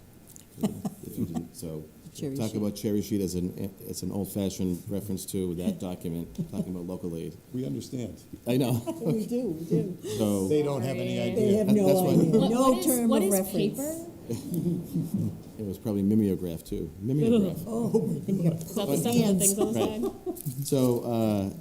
So when we talk about local aid, we have to talk about the two components of local aid. There's the revenue side of the equation, and then there are the assessments and charges. And you've heard me talk about the net aid. The net aid brings both together. And so when we track net aid, in my opinion, that's the most meaningful metric to look at to see how well the Commonwealth is supporting cities and towns. Net aid. And net aid for Hudson for the last 2 years has gone down. It hasn't stayed flat, it has gone down. So what does that mean? And this was the pretty recurring theme, dominant theme during the discussions about the override, is that when you have a revenue source, and that's about 18 to 20% of our $100 million operating budget, that's doing this, right? That pushes all of the emphasis, the burden on the property tax levy to make up the difference, to find a way to support the increases in everything, salaries, supplies, expenses, utilities, everything to support the running of government and to support the services that the residents expect in this town. And so that's one pretty significant factor that's influencing Hudson, and it's influencing a lot of the other communities in this town. I would argue that the Commonwealth, while the legislature, while they like to single out this or that line, do a disservice to the communities because they don't talk about the aggregate, the total, the net number. And that's what's lost, I think, in the equation. So I would be happy to write a letter or draft a letter for the board's review to send to Representative Hogan and to Senator Eldridge to shine a light on that, to shine a light on how local aid is so critical to cities and towns in the budget scheme, in the revenue scheme. It's an important revenue source, and if that number is going down, all it's going to do is push the burden on the taxpayers to fund the difference. So I'm happy to, if the board so votes, I'm happy to draft a letter Maybe at the next meeting, the board could review it and make a decision, and we could put it in the mail in early June. So refresh my memory, I think when the governor's proposed budget came out, it was a net loss again to Hudson. That's right, so the governor's... What's happened since that point? Yes, that's right. So the governor's budget filed at the end of January had a net local aid number that was a negative from 26. And the House Ways and Means budget, which is always they take the second pass at it, was even worse. Normally, the governor sets the floor, so to speak, and then both chambers of the legislature pass a budget that's, if sometimes only marginally better than the governor's. That didn't happen with the House Ways and Means local aid. But then the Senate, and that was issued in March, the Senate's budget for local aid significantly reduced the unrestricted general government aid number. Everything else was kept the same, but the significant increase to the UGA line, as they call it, pushed the net aid to a slight increase over last year. Still small in the grand scheme of things, but it's better than what the House had, it's better than what the governor had, and it would yield, if those numbers hold, the Senate's numbers, it would yield an excess levy, if all other revenue projections line up to what I have, of about $550,000, which is pretty close to the $750,000 that's been talked about in the community about sustaining this override.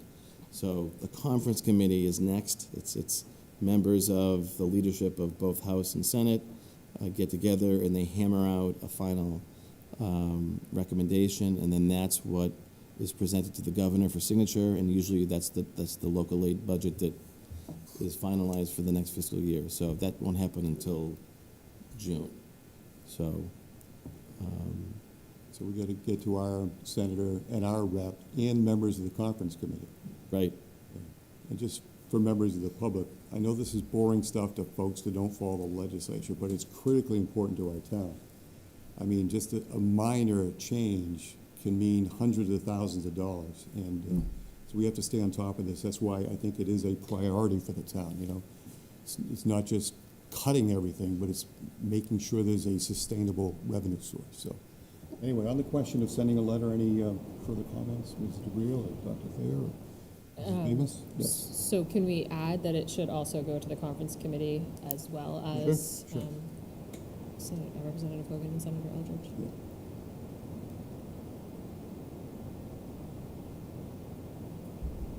Probably could, yeah, it probably could be addressed to both the Senate President and the House Speaker.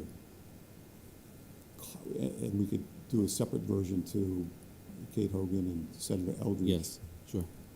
But on the letters to the Senate President and House Speaker, probably copy members of the conference committee that they control. Okay, so, ready to vote? Do we need to make We already mentioned. an amendment to it to add that, or are we? No, I think we're all set. All right, I just wanted to He's good, he's good. Okay, ready to vote? Yep. All in favor? All opposed? So voted. Thank you very much. Thank you for doing that for us. Sure. All right. And I mean collective. It's Hudson. Us. Citizens issues. Mr. Marks. Tony Marks, 128 Parmenter Road. Going to talk about Chapter 90 and roadways. And indirect cost, please. Yes, sure. Indirect costs. Indirect costs. Thank you. Thank you, sir.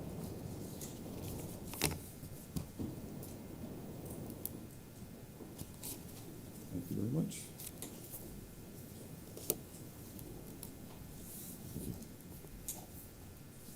Thank you. So Mr. Marks, I've allocated 10 minutes for you, and I'm going to stick to that, 10 minutes. It's 5 minutes longer than it should. But go right ahead. Thank you, Mr. Chairman. I'll try to make this within that 10 minutes. I submitted these documents tonight to you. I apologize for not having them prepared for your Wednesday deadline, as outlined Okay. in your citizens policy, which is the first page I'm giving you. Yep. The next 3 pages are my email to the town manager, his response to me, and the 4 attachments which were submitted by the interim director of public works and the town manager, the spreadsheets for indirect costs of the three enterprise funds. The next sheet is the response from the interim director regarding questions 1 through 6 that I proposed. Question 1 directed me to the most recent pavement management assessment report from 2017. I went to that report, and the next 3 pages after the DPW's response, 3, 4, 5 pages, I apologize, came directly from that 2017 pavement management report. The first one indicates that the pavement condition index for the town roads is 74, but that's 2017. The graph shows the breakdown of roads and what their PCI is. The next page calls for a budget analysis, which was part of my question. It says expending a certain amount of money in 3 different categories, either using solely Chapter 90 money plus $400,000 of town funds, or Chapter 90 money plus, at that time, $920,000 of town funds. Next page is a graph that shows by investing that money, if you only use the Chapter 90 money, the pavement condition index will decrease to 69. If you use the most money appropriated, it increases to 77. The graph below that indicates the backlog of money to be expended for those roads. And it goes from 25 million to 33 million. The last page of the report answers my question. The recommendation is that $1.5 million of an annual budget would cause a gradual increase in town-wide pavement management condition. On to the next page is capital funding. This is coming directly out of the town manager's budget. There are 2 items I highlighted: roadway resurfacing of $300,000 and the wheeled excavator for $309,000. The next page is an attachment to the budget dated February 9th from the town manager, indicating that he recommended funding $300,000 for roadway resurfacing and $309,000 for the excavator. Our next sheet deals with indirect cost of the enterprise fund, and the item I highlighted indicates for the 3 enterprise funds that a total reimbursement to the general fund is $922,840 in the 2027 indirect cost. The next page deals with water, sewer, and stormwater enterprise funds. For 2027, he's anticipating a 3% increase in water rates, 5% increase in sewer rates, and no increase in stormwater fees. The continuation goes into some of the items that are included in indirect costs. The next page after that is a budget summary from FY24 to the FY27 recommended budget for the 3 enterprise funds. This is an item I think should have been included in the town warrant. What you only saw was FY27. The next page comes from again, on the town budget, and it's the only of the 3 spreadsheets that Mr. Gregory provided me. I only analyzed 1 because they were they were spread out a lot that I didn't have time to go through all 3 of them. I only dealt with the sewer enterprise fund, and what I highlighted is the fact that above and below the indirect costs, you see very detailed amounts of what is required for the enterprise fund. For indirect cost, all it has is a figure, and that's the figure that you see in the town budget, town warrant for the enterprise fund. So that is the information I put together. I'll read my statements in response Can I to. first ask you, you asked the town manager for a whole series and the DPW director, a whole series of documents. Did you get everything you wanted? No. What did you not get? I asked, my first question was, what is the recommended annual expenditure for roadway resurfacing as outlined in the most recent DPW pavement management report, which is dated 2017? The response was that I had to go to the DPW website to Okay. review the management report. You did get the answer, 1.5 million, right? And the answer that I took from the report is $1.5 million. Okay, gotcha. Okay. So with that, I'd like to read my comments to the responses that I received. Sure. I'm providing the following comments to responses submitted to my questions for tonight's agenda. The interim DPW director's letter answered questions 1 through 6, and the town manager attached spreadsheets relating to indirect costs associated with the 3 enterprise funds. Recommended funding for roadway resurfacing reconstruction required researching the reference 2017 pavement management report. The conclusion by the consultant indicates that an annual expenditure of $1.5 million, Chapter 90 funds plus town appropriation, would result in only a moderate increase in the pavement condition index. Anything less than that amount results in a decrease in pavement condition index. In other words, the road's going to deteriorate faster if you spend less. The capital plan roadway request was reduced from $300,000 to $200,000.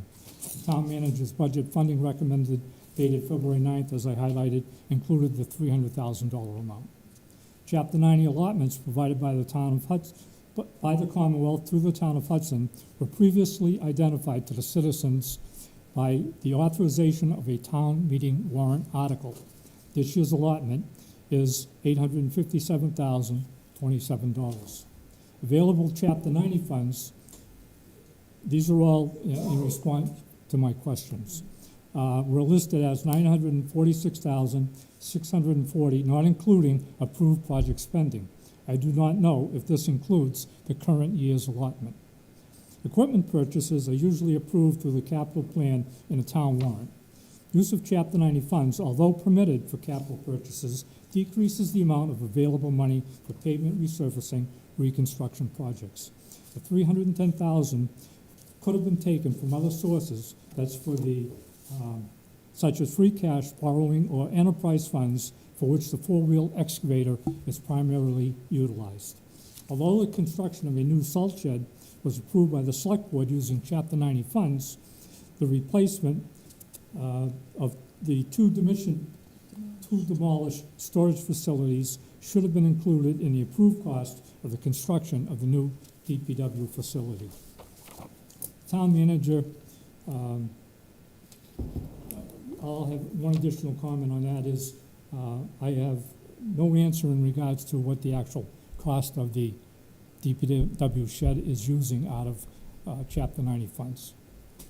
The town manager attached 3 spreadsheets from FY23, which contain a baseline allocation for indirect costs associated with the enterprise funds. My analysis of the indirect costs associated with the sewer enterprise fund for FY23 provided the following information. Employee benefits such as health insurance, life insurance, Medicare, workers' compensation, and pension consist of 46% of indirect cost. Departmental support provided by the DPW administration staff, finance department staff, and town manager staff consist of 50% of indirect cost. Town council, property insurance, automobile insurance consist of 4% of indirect cost.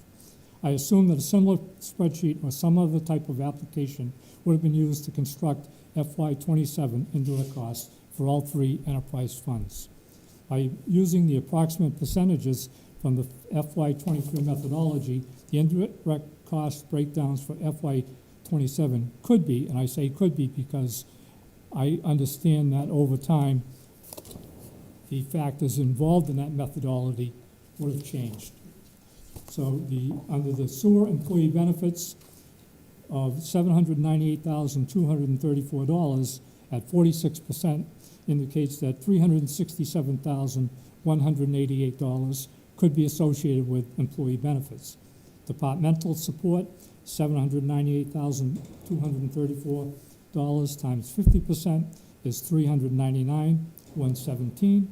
And other support, $798,000 times 234 times 4% is $31,929. In conclusion, I do not support the use of Chapter 90 funds for other purposes than roadway resurfacing and reconstruction. Although I support the benefits of the enterprise funds to the town, I believe that the indirect costs should be further identified to the citizens of the town. A breakdown of enterprise funds contained on pages 229 to 233 in the town manager's budget recommendations provides excellent information for employee salaries, expense, debt, principal, and interest. Indirect cost has no valuable information. In conclusion, I'd like to thank the board for allowing me this time. I hope I did not go over my time If you as did, I didn't pay indicated. My wife was timing me. I would like to thank the board. I would like to thank the town manager. I would like to thank the interim DPW director. And last of all, my family, my wife and my son, who put up with me during this process. And I'd be happy to answer. Yeah, Mr. Marks, I just wanted to thank you for the comments you made about the need for more detail on the enterprise funds. All of us agree to that. Yes. Mr. Gregory agrees to that. The Finance Committee wants that. That will happen. I'm not sure you'll get all of it for this meeting on the 29th of June. Maybe you will. You certainly will next year. Okay? Again, I apologize for getting you this information late. I appreciate the time you've offered to me.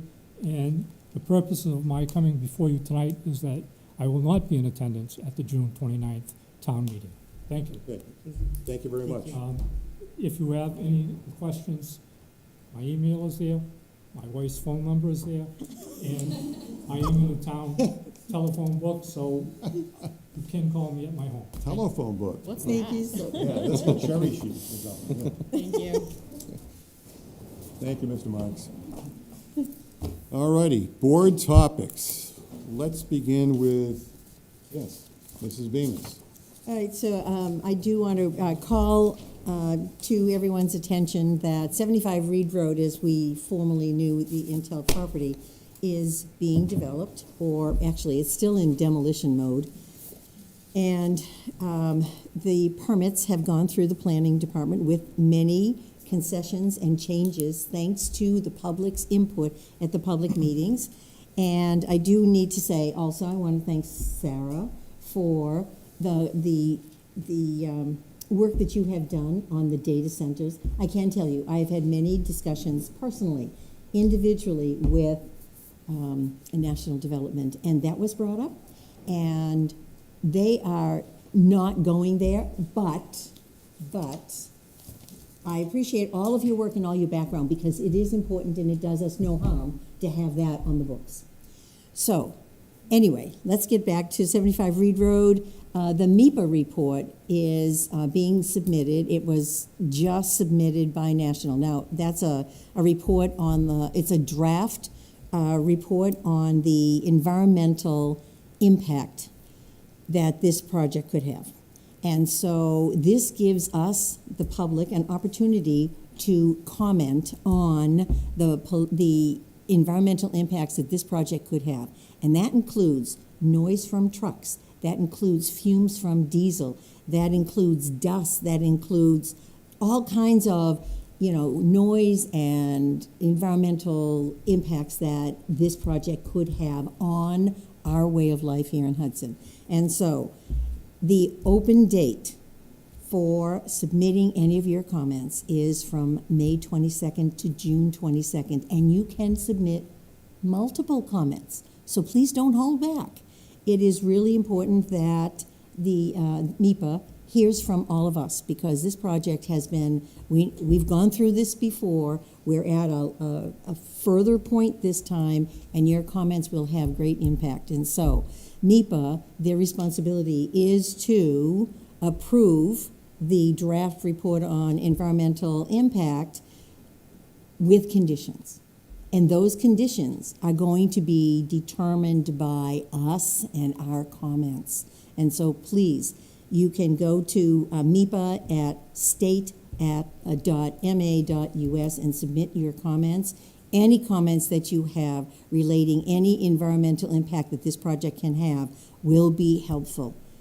And of course, you know that I live at Quail Run, and they back up to Quail Run. National has been wonderful, unlike Portman several years ago.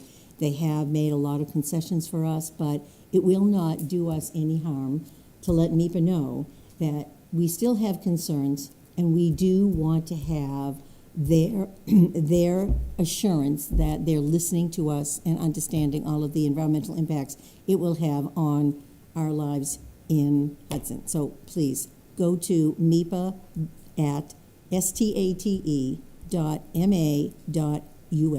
starting May 22nd and up until June 22nd, and then they will file their report. It is a required part of the process, and the building probably isn't going to start for at least another year because they haven't finished the demolition and the clearing of the property, but it is an ongoing project, and understand that it's going to have a great impact on our lives here in Hudson. Thank you. Thank you, Mrs. Sorry Perez. for being so Who would long-winded. like to be next? Do you have would you like to?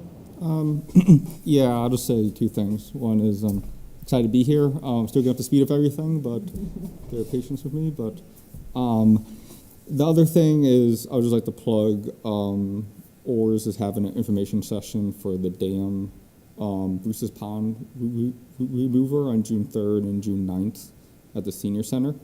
And encourage everyone who's 10 learn more about just the importance of our waterways and what they seek to do with that project. I believe there's some flyers hanging in Town Hall, and it should be on the Select Board agenda. So. Thank you, Dr. Thayer. Mrs. DeRio, what do you got? I got 3. So just as a friendly reminder, the Finance Committee decides whether or not they're going to renew the 3 people that are up, and other people they will take into consideration any new interest cards, and I believe that is in June. So if you had any interest in joining the Finance Committee, and also you can submit, I don't know where we're at with that, but you can submit interest cards for the Audit Committee as well. So just as a friendly reminder that, you know, when Mr. Sherrick says, asked you to volunteer, those are 2 wonderful examples. The other, my second one is I became aware over the weekend of considerable social media activity regarding the current EMS provider for Hudson. When the decision was made to not immediately pursue the fire-based EMS model, Chief Desautel's drafted an RFP to procure an ambulance contract with the July 1st, 26 start date. Chief Desautel's and Mr. Gregory participated in multiple meetings with Mayor Dumas and Chief Grogan of Marlborough, because Marlborough was issuing a similar RFP and the service area of the Hudson-Marlborough defined in both RFPs would remain the same. The desire was to contract with the same EMS provider to ensure adequate coverage.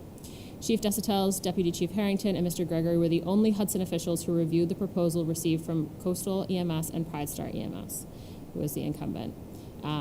Technically, the ambulance do not have to follow procurement laws, but we did it anyway. After reviewing the proposals, the decision was made last week in both communities to recommend a contract with Coastal EMS. Chief Desautel's was scheduled to inform Pride Star of the decision today on Monday, but Chief Grogan communicated on Friday to Pride Star.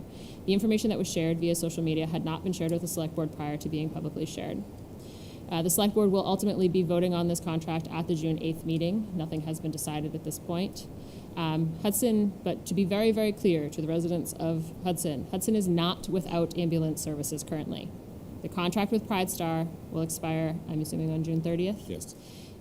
So we have there have been comments about concerns about seeing mutual aid, responding to calls. We have had to rely on mutual aid in the past and will likely continue to do so regardless of who provides our ambulances. Nothing has changed for Hudson currently. As far as moving forward, the Select Board has not received an update from Chief Desautel's on his preferred long-term solution for a fire-based EMS program. So that is just an update as to where we are in regards to that, but there is nothing that anybody needs to have any concerns about. But if they do have any concerns, they are always welcome to reach out to any of us or Mr. Gregory. Did you want to add anything? No, that was great. Actually, just one quick item. The that was a good summary of the process, the procurement process, and the only other hurdle that remains before the contract comes before the board is review by town council. So that's being prepared right now. So, and a cover memo that will provide the full background along the RFP, how the proposals were reviewed and ranked, and the ultimate recommendation. So. And then, so my final one is, Mr. Sherrick had alluded to this. I have drafted a new public comment policy, which is aiming to be on the agenda for our June 8th meeting. Over the last few years, there's been a desire for a more inclusive policy regarding public comment. What I have drafted was pulled together from multiple communities from across the Commonwealth. Once I established the framework, I did share the document with several community members who have provided input. The new proposed policy is intentionally comprehensive. In other words, it's long, but it's on purpose. While I can only speak for myself, public participation is vital, but must be done in a constructive and respectful way.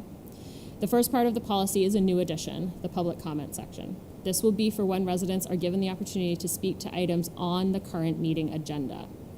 No advance notice is required. It will be requested that the individuals, or my proposal, requests that the individuals wishing to speak sign in when they arrive, just for the sake of order. Comments must stay on topic to the agenda item being discussed. The second part of the policy is the citizens' issues policy. We do already have one. It is not as robust as the one that I am proposing. I am proposing to move this to the beginning of the meeting as opposed to its current agenda order near the end. The spot on the agenda is reserved for items not already being discussed at the current meeting. Tonight's would be a perfect example of something that would fit that.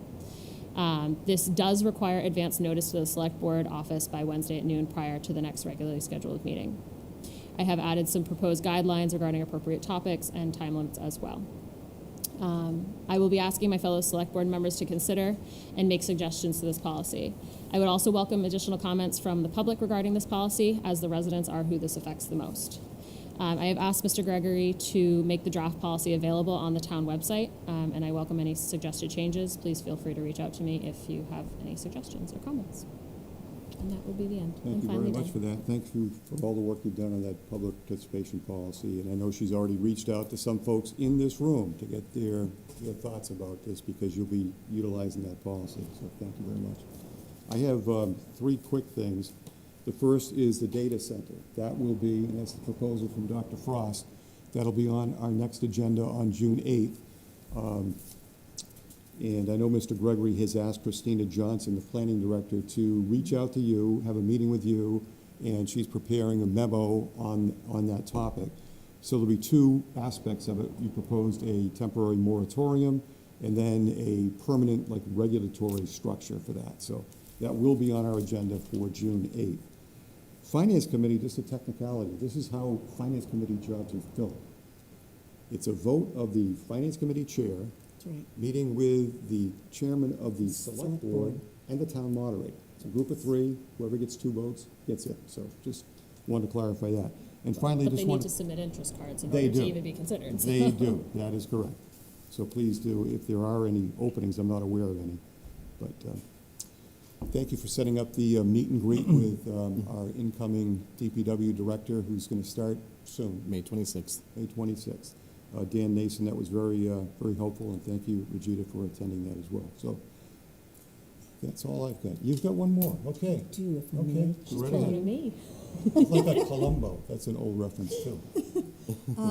I just want to remind people that we are a board of 4, but we're supposed to be a board of 5. And Yes. so we have voted that we will have a special election on the same day as the state primary. Now, the state primary doesn't usually get a lot of action, but it is really important that people encourage other folks to pull their papers from the clerk's office. And so the date to pull papers to run for select board was May 15th was the start, and it is and they need to have their papers returned by July 14th. Is that correct, Joan? Okay, and so please encourage people that you believe are strong leaders and would represent you well to be participating in this election. We want to have a full board, a full functioning board, come September 1st. So thank you very much for encouraging people to run for select board. Really, it is not that painful, right? We are fully functioning. We're not full, but we are fully functioning. Hopefully, we will have Just a a full board clarification. Yeah. that will fully function. Okay, I guess if that's it for our comments, I guess I'm going to turn it over to our brand-new clerk to introduce the correspondence for this meeting. All you have to do is kind of highlight the top thing or Okay. things, or just say, hey, they're on the website. All right.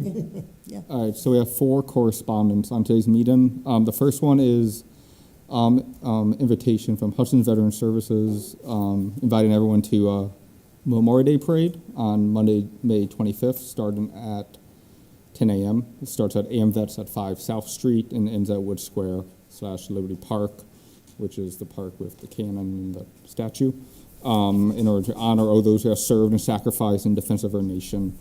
So hopefully see everyone there on Monday.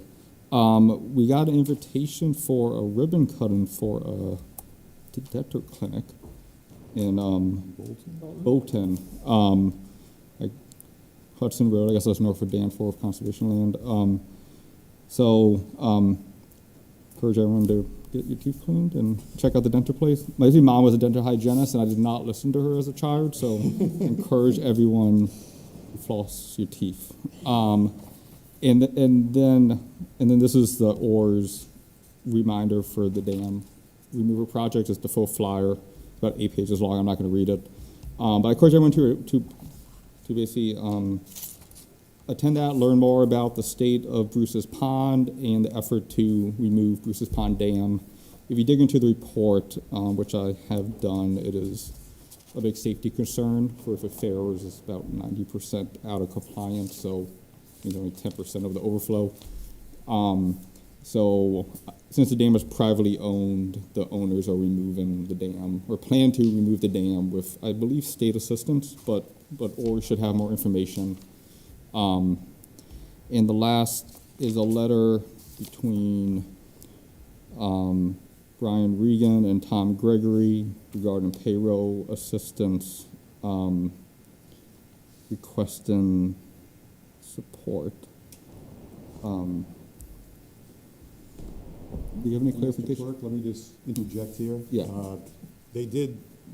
We did ask them initially to provide payroll assistance. That's right. They said they cannot do it. However, Mr. Gregory. Right, so just a little bit of background here. So we're making arrangements in the finance department to make a change in the assignment of the payroll, temporary change in the assignment of the payroll function due to a particular personnel issue. And early in the process, Neil had reached out to the school department to see whether they had staff available to assist. And this was the response that we received. I did receive a phone call from the superintendent before the letter was submitted, indicating that they do not have the ability to lend us one of their staff. But that's okay. We're able to make the adjustment on our side to ensure that the payroll function will proceed as it normally does. So.